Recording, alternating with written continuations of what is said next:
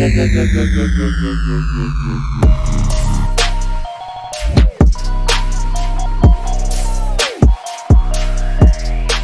going on, YouTube? It's the Green Shiz here. Hope everybody's having a good one. It is the weekend, about 20 days till Christmas. Speaking of Christmas, we have PWCC monthly auctions coming up, and there's a lot of cards again. There's over 6,000 cards, which is more than the previous month's auction. It seems they're updating daily right now with more and more cards, because the first time I checked when they listed it, it was a little under 6,000. Now it's over 6,000. Kind of just wanted to break that down a little bit, what I'm seeing in the PWCC auction, just in general, just a general market discussion also on some other cards and the different grading companies. Kind of see what's going on exactly, kind of break it down. So PWCC's monthly auction is starting in 2 days, so you can start placing bids in 2 days. 6,111 cards. That's a lot of cards.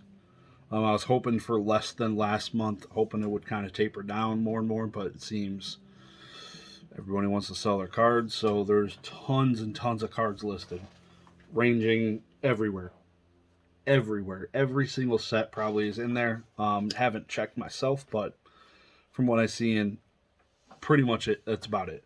Every single set is in there. So I filtered it. I wanted to look how many PSA, how many CGC, how many BGS, and it's surprising.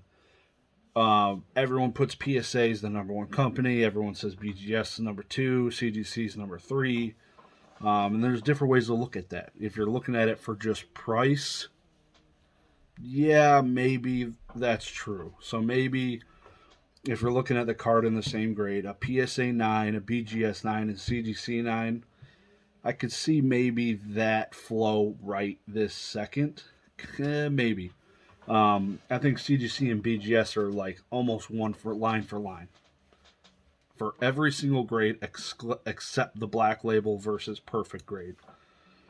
Because there isn't like any perfects that I've seen that are vintage. It's all modern. So that is not handed out much at all, let alone just a pristine 10 from CGC. So I thought it was very interesting. I really have been diving and thinking how the CGC longevity, other grading companies, BGS has been sharding themselves for the last year and a half, and I was really surprised when I broke this down. So in PWCC 6,111, only 4% of the slabs are BGS. That's 281 slabs. 4%. Similar type percentage if you just look up active eBay listings for BGS. It's the lowest by far versus CGC and PSA. Tons more listings for both of those. Also, number 2 is CGC with a whopping 38%. 2,300 cards are CGC slabs. And this company's been around for a little over a year. And they're already holding that much market. That's wild. And then versus PSA, they have 54%, sitting at 3,300 slabs. So about 1,000 more slabs for PSA versus CGC, rightfully so. They've been around how long? But wow, that number creeped up quick. I would say that the cards on average in PSA are better quality. Like there's more vintage stuff in the PSA slabs right now. And if you're filtering just CGC, you're going to see there is a lot of vintage. You got to scroll through a lot of vintage to get to modern. But man, there is tons of modern. And I think this is almost going to be an era, little side tangent, where a lot of PSA slabs don't exist for modern-ish cards, like the Chilling Rain cards, the Zapdoses. That Zapdos is still a pop 4 because people that are submitting it would have done bulk but bulk didn't exist, I don't believe, at that moment when that set even dropped. So people are just going to sit on those until bulk returns. So that's going to be God knows how long. You don't even know. It could be the end of next year, it could be middle of next year if it returns, and then it could be a year turnaround. You could be waiting a long time to see some of these modern cards and PSA slabs. A long time. Whereas versus CGC, they own the modern market. If you looked at the pop of example again, the Chilling Reign, if it existed, it is gonna eclipse the PSA population, which is very interesting. People won't be able to collect sets of modern cards because nobody's submitting them with the $150 price tags versus CGC. So there's entire eras just getting destroyed by the prices, and it's absolutely insane. So people that want to collect a bunch of these slabs are having to choose CGC unless people express some of these cards, and it was worth it. One of the most recent ones I saw was a PSA 10 Galarian Zapdos from Chilling Reign. It only achieved like $220. It's a pop 4 because somebody had to pay $150 to get it graded. Not worth it. You're losing money easily. Time investment. You gotta crack the thing out of a pack, which is insane to do, and then you gotta pay all that money, and it's not worth it right now. So it's going to be really interesting to see just a giant missing lapse in PSA slabs from 2020 for modern stuff. It's just going to be not there. So it'll be interesting to see if those like the Chilling Reign stuff seeks a premium in a PSA slab because nobody's going to send it in. Only few of them exist, and 2 years from now when bulk reopens, why would you go back to Chilling Reign and submit a bunch of that stuff when you could do some of the older stuff? Or I don't know. I guess if it's there, you might as well send it in, but it's not going to be on your priority list at that point. A year and a half, 2 years down the road. Got a little sidetracked, but basically wanted to just talk about the percentages, man, because CGC is creeping up fast. Even I mentioned it, I don't remember if it was a video or a live, but CGC is catching up the PSA on eBay listings, which is crazy. BGS is still in the very, very, very bottom by a long shot. Their throughput at BGS has to be dog bleep. The price there is dog bleep. It's $150 through a middleman. If you did it direct, I think it's $250 yourself, which is absolute nonsense. CGC will pass PSA at this rate as far as cards listed for sale. CGC has been doing it for a year. PSA is doing 40,000 cards a day, not just TCG, everything.